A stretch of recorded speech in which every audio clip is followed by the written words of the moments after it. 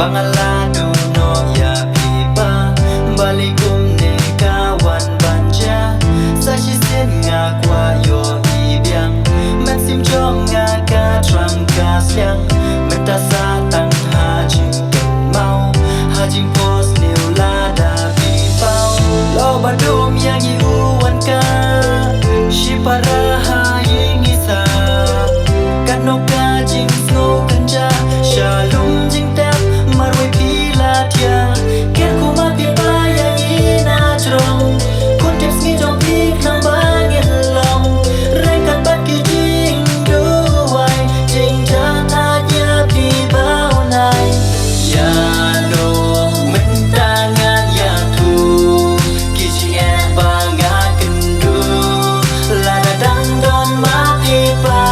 ngam chu kus lai ngam perwa ya no mentangan ya tu kiji e banga kendu lada dang don ma pipa ngam chu kus lai ngam perwa.